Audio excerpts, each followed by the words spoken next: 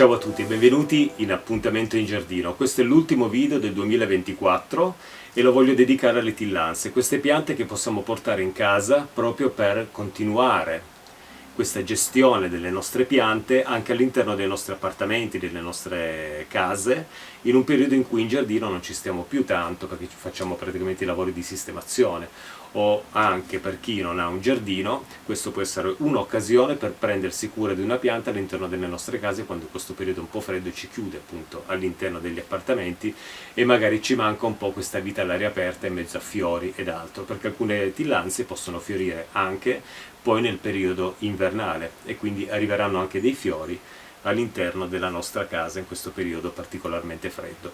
Oggi è una giornata particolarmente soleggiata, adesso il sole è già sparito dietro la collina e quindi qui è arrivata un po' l'ombra e comincia a fare un po' freddo, però ho detto le porto fuori per avere un po' un'inquadratura un po' adatta, non all'interno della casa in cui tutto con la luce magari del lampadario, dei faretti, dà questo aspetto un po' artificiale, un po' come illuminazione. Qui fuori invece all'aperto è tutto ben illuminato, spero, per quello che riguarda la ripresa video. Allora, tillandse, ci tenevo ancora a parlarne per concludere questo anno di Appuntamento in Giardino, di queste piante meravigliose. Adesso vi farò vedere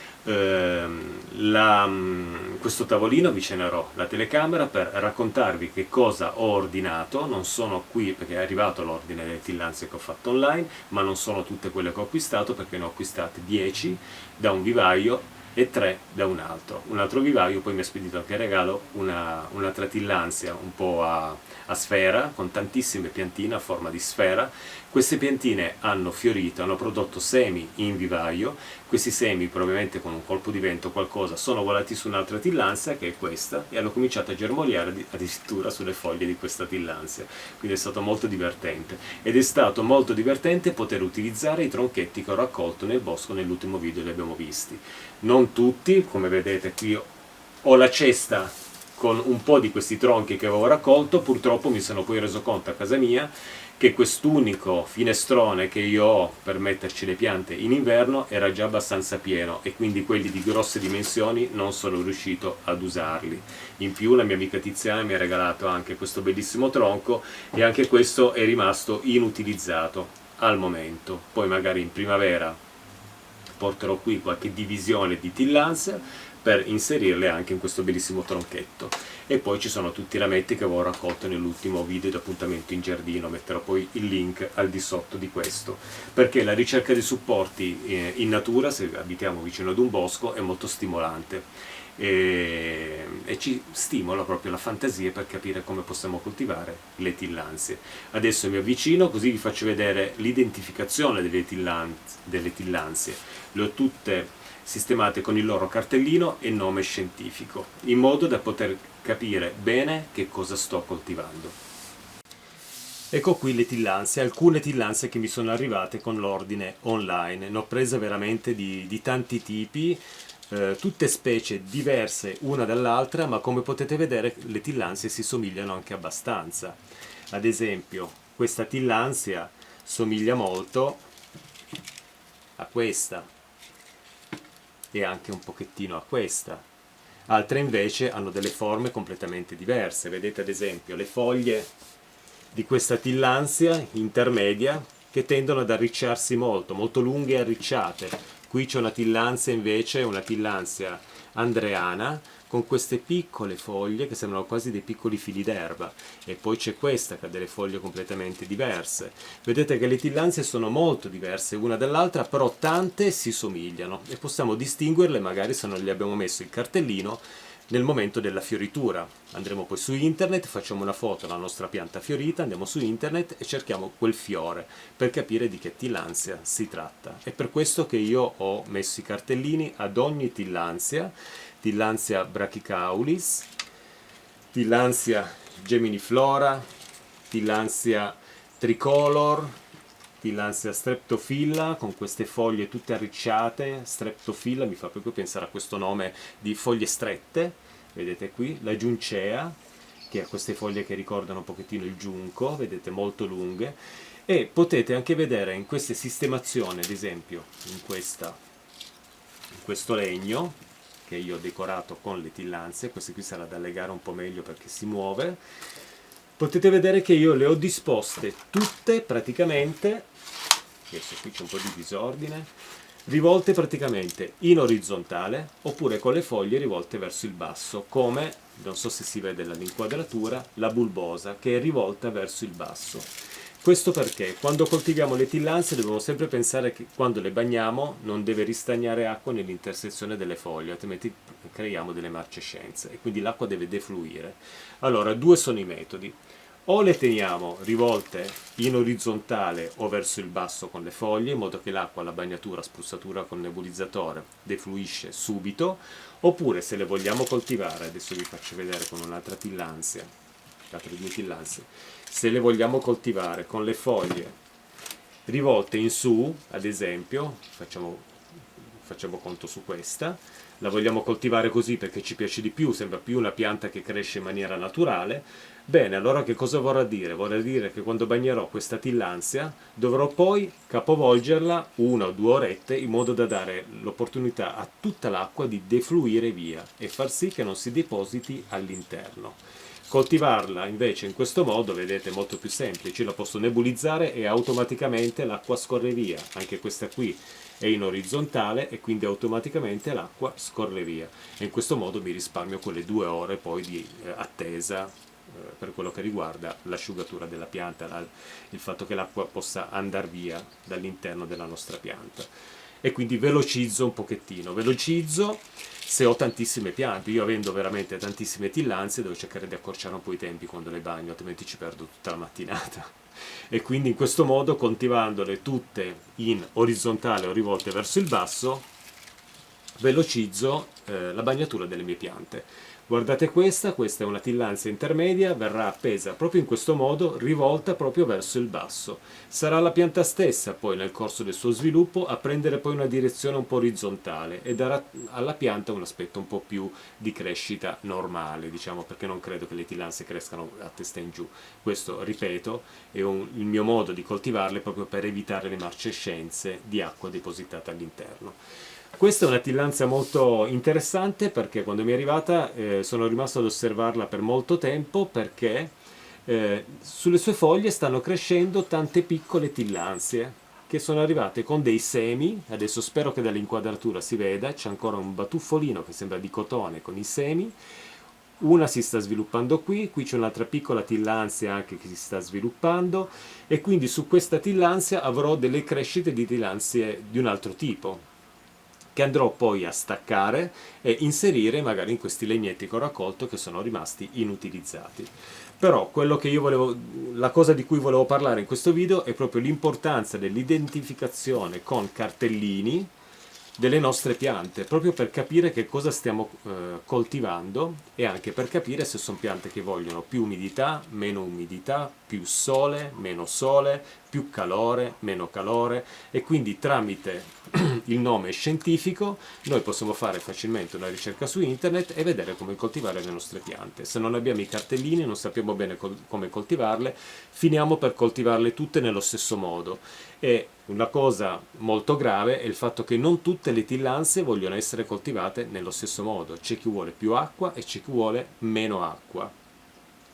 Ad esempio, le foglie delle tillanze verdi ci fanno capire tramite il colore delle foglie, alcune sono come questa, la tricolor, particolarmente lisce, o ad esempio anche la bulbosa, queste foglie che sono quasi cilindriche e lisce, ci fanno capire che sono piante che hanno bisogno di un po' più acqua, sono piante che sopportano qualche bagnatura in più, mentre quelle con le foglie grigie, come la intermedia o come questa straminea, guardate, la coltivo così, poi sarà lei a prendere questa direzione, poi un po' orizzontale, la straminea ci fa vedere queste foglie che sono particolarmente grigie.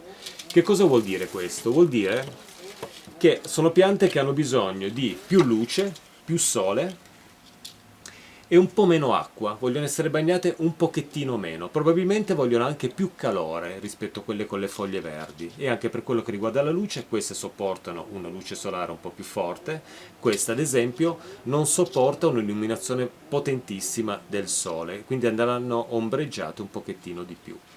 Le tillanze nelle loro foglie hanno questi tricomi che sono delle squame.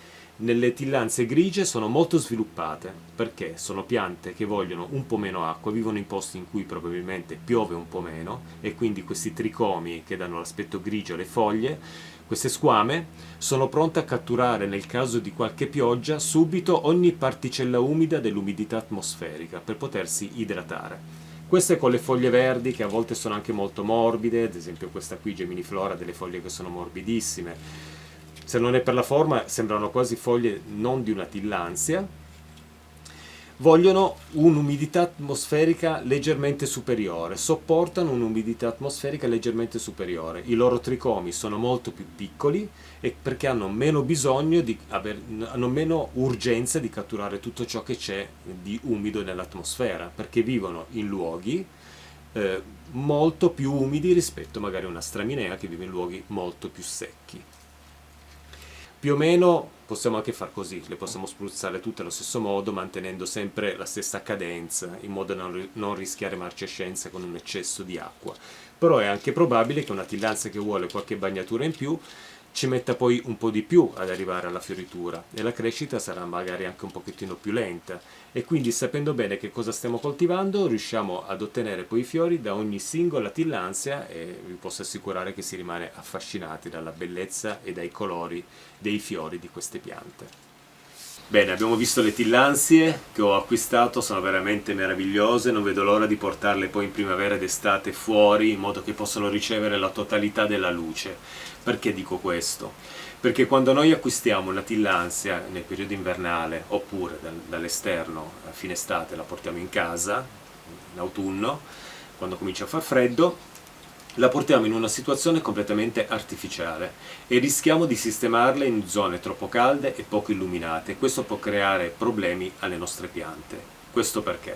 Perché se io ho acquistato la mia tillandsia o dall'esterno la porto in casa e la sistemo vicino ad una fonte di calore, questa fonte di calore è talmente forte che la pianta seccherà abbastanza in fretta, si disidraterà abbastanza in fretta e quindi dovrà essere bagnata di più, ma noi sappiamo che bagnando troppo spesso le tillandsie si rischia di farle marcire e quindi perdiamo poi il controllo magari delle bagnature, quindi lontane dalle fonti di calore. Per quello che riguarda l'illuminazione in casa, lì ci accontentiamo della nostra finestra, possibilmente miracolosamente rivolta a sud, oppure a ovest o anche a est, comunque che ricevano qualche raggio di sole durante il giorno.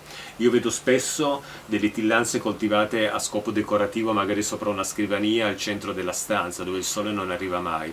Ecco, queste piante devono essere bagnate molto poco, perché altrimenti rischiano di marcire, perché lì non si asciugano così velocemente come davanti ad una finestra quando arrivano dei raggi di sole e automaticamente si rischia poi di far marcire la pianta partendo dall'interno se non le abbiamo capovolte dopo le bagnature o le abbiamo disposte a mo' di ciuffetto rivolto verso l'alto, che è la cosa in coltivazione in casa e anche all'esterno se ci sono delle piogge abbastanza problematica. Quindi cerchiamo di coltivarle in maniera anche semplice, cerchiamo di accorciarci un pochettino il lavoro. Posizione orizzontale o con le foglie rivolte un po' verso il basso per aiutarci con le bagnature in modo che non si depositi acqua. Ripeto, lontane dalle fonti di calore per non dare la possibilità alla pianta di sentirsi come in estate con il calore, quindi una crescita non naturale, tendono magari anche un po' a filare o rischiamo di perdere la fioritura, e un'illuminazione che sia il più possibile potente. Quindi cerchiamo di raggiungere sempre un equilibrio tra bagnatura, riscaldamento e illuminazione. Sono i tre elementi fondamentali che fanno sì che le nostre piante di tillandsia arrivino poi a fiorire e ci regalino queste meravigliose fioriture.